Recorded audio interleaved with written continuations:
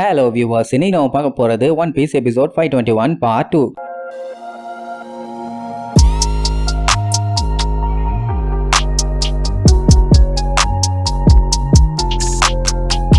Open பண்ணா போன பாட்டுல அந்த குண்டு லூஃபியை புடிச்சதுக்கு அப்புறம் யாரா நீ கேட்டதுக்கு வண்டியா வசனம் பேசி நான் தான் லூஃபின்னு கண்டமினிக்கு அடி வாங்கினால அப்படி அவன் அடி வாங்கினதை பார்த்தா அத்தனை பேருமே வாய பொழந்துருவானுங்க. என்னடா நடக்குது இங்க, ஒத்த அடியிலேயே பாஸ் மல்லாக்கா கவுந்துட்டாரேன்னு. அட வேற ஒண்ணும் இல்ல, அடிச்ச அடியில அவனுக்கு வாய் வெத்தலை பாக்க போட்டுருச்சு. இதுக்கப்புறம் எல்லாம் அவன் எந்திரிச்சு அடிக்கிறதெல்லாம் வாய்ப்பே இல்லாத காரியம். அதுக்கப்புறம் தான் சென்டமருக்கே மேட்ரு புரியுது, இவன் லூஃபின்னு சொல்லி இங்க இருக்க எல்லாத்தையுமே ஏமாத்தி இருக்கான்னு. அப்படின்னா நிஜமா இந்த லூசு பைய யாருன்னு கேட்டவொடனே அந்த பாசிபிஸ்ட் அப்படியே ஸ்கேன் பண்ணும். இவனோட பேரு டெமரோ பிளாக், 26 மில்லியன் பெரி பவுண்டி. இப்படி சொன்ன உடனேதான் எல்லாத்துக்குமே தெரியுது அப்படின்னா இவன் அவன மாதிரி நடிச்சு ஏமாத்திருக்கான்னு. இதுக்கப்புறம் அவன் டீம்மேட்ஸ்னு சொன்னவங்க எல்லாம் கூட இருப்பாங்களா, ஒக்காமக்கா வெள்ளந்தடிச்சு பிச்சுக்கிட்டு ஓடுவாங்க. இவன் லூஃபின்னு சொல்லி ஏமாத்திட்டான்னா அப்ப நிஜமா இருக்கிறவன் செத்து போயிட்டான். இந்த லூசு பையில நம்பி இங்க வந்து மாட்டிட்டோம்னு சொல்லி அத்தனை பேத்துக்குமே சம காண்டு. லூஃபி எல்லாம் பார்த்துட்டு இவன் என்ன மாதிரி நடிச்சு ஏமாத்திருக்கானா, நான் கூட சோரோ செஞ்சு எல்லாருமே உண்மைன்னு நினைச்சனே. சரி இதுக்கப்புறம் இங்க இருந்து நம்ம என்ன பண்ண போறோம், கிளம்புவோம்னு சொல்லிட்டு அவன் அடுக்கு பொடி நிறைய நடக்க ஆரம்பிச்சிருவான். அதுக்கப்புறம் சென்டமருவே அங்க இருக்க எல்லாத்திட்டையும் சொல்லிடுவான், இவனுக்கு ஸ்டார் ஹேட் பைரட்ஸ் மாதிரி நடிச்சு உங்க எல்லாத்தையுமே ஏமாத்திருக்கானுங்க. பட் அதுக்காண்டி எல்லாம் உங்க யாரையும் விட மாட்டேன், அத்தனை பேத்தையுமே பிடிச்சி ஜெயில போட போறேன். ஆனா என்ன காரணம்னு தெரியல, நிஜமான ஸ்டார் ஹேட் லூஃபி இங்க தான் இருக்கான்னு வேற சொல்லுவான். ஏன்னா பாசிபிஸ்டா இங்க வந்தோடனே ஸ்கேன் பண்ணி பார்த்தப்போ லூஃபி இங்க தான் இருக்கான்னு தெரிய வந்துச்சுல்ல.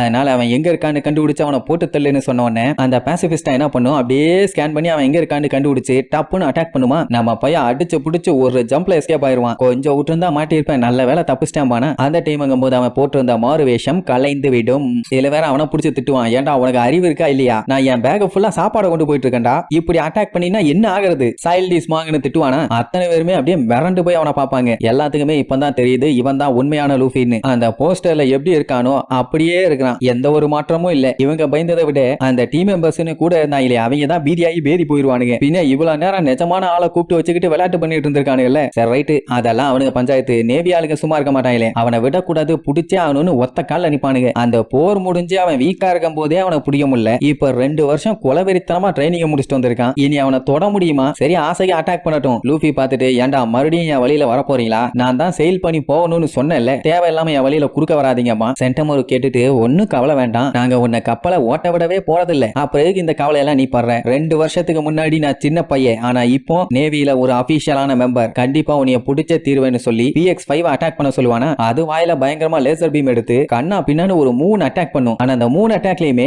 லைட்டா அப்படியே தலைய சரிச்சு எஸ்கேப் ஆயிட்டு, என்ன ரொம்ப ஸ்லோவா இருக்குதுமா. சென்டமரு வாழ நம்பவே முடியல, என்ன இவ்வளவு கேஷுவலா எஸ்கேப் ஆயிட்டானேன்னு. அதுக்கப்புறம் செகண்ட் கியர் எடுப்பான். இதுக்கு முன்னாடி என்ன பண்ணுவான், 2 காலையும் பிரஷர் கொடுத்து அதுக்கப்புறம் தானே செகண்ட் கியருக்கு மாறுவான். ஆனா இப்ப அப்படியெல்லாம் இல்ல, கையை ஜஸ்ட் அப்படியே வேகமா சைடுல கொண்டு வந்து நீட்டுவான். அதுல வந்து ஒரு பம்ப்லயே செகண்ட் கியருக்கு பைய வந்துருவான். அந்த டைம் அந்த PX-5 பாஞ்சு வந்து நம்மளால கண்ட மேனிக்கு டப்புன்னு சுடும். அதுல எஸ்கேப் ஆகி ஒரு ஜம்ப் பண்ணுவானா, உடனே அது பிரேக் அடிச்சு அவனை மேல பார்த்து சுட மட்டும் தான் வரும். ஆனா அதுக்குள்ள அவன் ஓங்கி ஒரே அடி, எப்படி ஜெட் பிஸ்டல்னு சொல்லி ஒரே அடி தான், அப்படியே தரையில டங்குன்னு அடிச்சு அந்த இடமே பள்ளமாயிரும். அது மட்டும் இல்லாம அவன் அடிச்ச போர்ஸ பார்த்துட்டே சுத்தி இருந்தவனுங்க எல்லாம் மிரண்டுருவானுங்க. ஏன்னா சரியான அடி. சென்டமரும் பார்த்துட்டு மிரண்டுருவான், ஏன்னா அவன் யூஸ் பண்ணது ஹாக்கி பவர். இவனுக்கு கண்ணெல்லாம் பிரிங்கி வெளியில வந்துரும். பின்ன பாசிபிஸ்டாவை ஒரே அடியில காலி பண்ணிருக்கான்ல, அதுங்க கூட பெரிய ஆளுங்க சண்டை போட்டே ஜெயிக்கிறதுக்குள்ள படாத பாடுபட்டாங்க. ஒரு அடியில அடிச்சு சோழிய முடிச்சிட்டான்னா அப்ப பையன் இப்ப எந்த அளவுக்கு பவர்ஃபுல்லா இருக்கான் பாருங்க. சரி ரைட்டுப்பா, வேலையை முடிச்சிட்டேன், நான் மறுபடியும் உன்னை அப்புறமா மீட் பண்றேன்னு சொல்லிட்டு ஜாலியா அங்க இருந்து பேக தூக்கிட்டு கிளம்பிடுவான். அவனை விடாதி ஹே புடிங்க புடிச்சு வெட்டு ஹேன்னு ஒருத்தன் கத்துவான். இவனுக்கு சிரிப்பா வரும். அந்த டைம் லூஃபின்னு ஒரு கத்துற சவுண்ட், என்னன்னா ஜோரோவும் சஞ்சி அங்க வந்துட்டானுங்க. அதான் கத்துற சவுண்ட் கேட்டுட்டு இருந்துச்சுன்னு பார்த்தானுங்கல்ல, கண்டிப்பா இவன் தான் ஏதாச்சும் பஞ்சாயத்து பண்ணிருப்பான்னு அவனுக்கு ஆல்ரெடி தெரிஞ்சிருக்குது. ஏன்னா நம்மால போனா எல்லா இடத்துலயும் பஞ்சாயத்து ஆட்டோமேட்டிக்கா அவனை வந்து ஒட்டிக்குதே. சோ ஒரு வழியா 3 பேருமே ஒண்ணு கூடிட்டாங்கோ.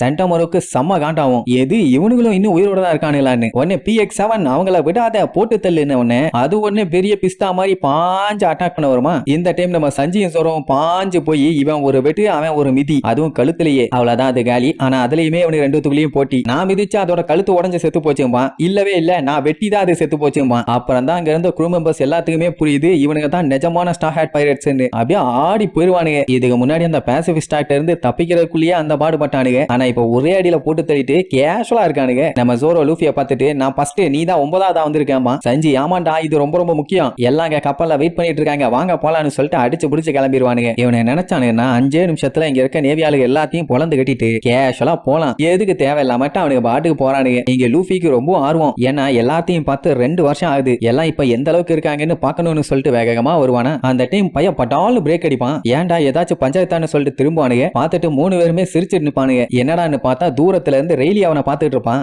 எது ரெய்லியான்னு சொல்லி சுத்தி இருக்க அத்தனை பேருமே ஆடி போயிடுவானுங்க. ஆக்சுவலா அவன் லூஃபி எந்த அளவுக்கு இருக்கான்னு அவனை செக் பண்ணதான் வந்தாராமா. பரவாயில்ல, அவன் போட்ட சண்டையை பார்த்தோன்னே தெரிஞ்சு போச்சு எந்த அளவுக்கு பையன் முன்னேறி இருக்கான்னு. இப்போ உன் ஃப்ரெண்ட்ஸ் எல்லாம் உனக்காண்டி வெயிட் பண்ணிட்டு இருக்காங்க. சட்டு புட்டுன்னு கிளம்பின உடனே அவன் ரெய்லிக்கு ரொம்ப ரொம்ப தேங்க்ஸ். பின்ன 2 வருஷம் இவனுக்காண்டி கூடவே இருந்து ட்ரைனிங் கொடுத்திருக்காருல்ல. ஆனா அவரு அட போடா அதெல்லாம் ஒண்ணு வேண்டாம் பாரு. உடனே நம்ம பையன் பேக் எல்லாம் கீழே இறக்கி வச்சுட்டு 2 கையையும் மேல தூக்கி நான் கண்டிப்பா கிங் ஆஃப் த பைரட்டா மாறுவேன்னு சொல்லிட்டு கத்துவான். ரெய்லிக்கெல்லாம் செம ஹாப்பி. அதை பார்த்துட்டு நம்ம பையலும் செம்மையா சந்தோஷப்படுறதோட இந்த எபிசோடுக்கு எண்டு கார்டு போட்டு முடிக்கிறாங்க.